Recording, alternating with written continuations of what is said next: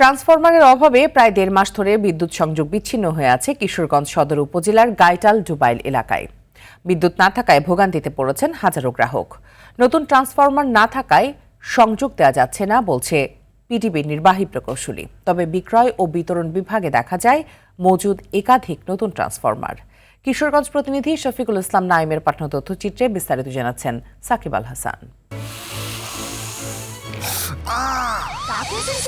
Sensitivity আমার নাই, আছে হোয়াইট প্লাস প্রো সেন্সিটিভ। দাঁতের সেন্সিটিভিটি বলে খান মন খুলে।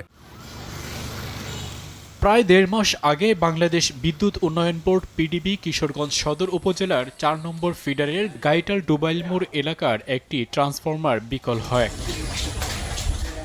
পিডিবি কর্তৃপক্ষকে বারবার বিষয়টি জানানো হলে এক পর্যায়ে নতুন ট্রান্সফরমার বসানোর আশ্বাস দিয়ে বিকল ট্রান্সফরমারটি খুলে নেয়। এরপর আজও দেখা মেলেনি নতুন ট্রান্সফরমারের। দীর্ঘদিন ধরে বিদ্যুৎ না থাকায় ব্যাহত হচ্ছে স্থানীয় ব্যবসা বাণিজ্য, ছোট শিল্প প্রতিষ্ঠান এবং এলাকার স্বাভাবিক জীবনযাত্রা। স্থানীয়রা বলছেন, এর আগে একই ট্রান্সফরমার বিকল হলে নিজেদের উদ্যোগে প্রায় ১,৭০,০০০ টাকা সংগ্রহ করে নতুন ট্রান্সফরমার স্থাপন করেন তারা।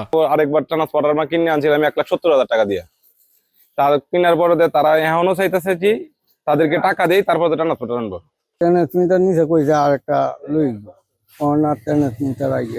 বিদ্যুতের অফিসারকে নিয়ম এটা যে ট্রান্সমিটারকে টাকা দিয়ে এরকম হয়, এটা আমরা জানতে চাইতেছি।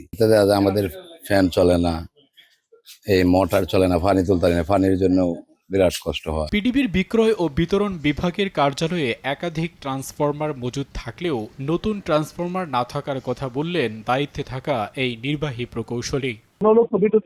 ভাই ওটা আমরা দেখবো, ওটা আমরা আসলে ট্রান্সফার আসলে চেঞ্জ করে দিব।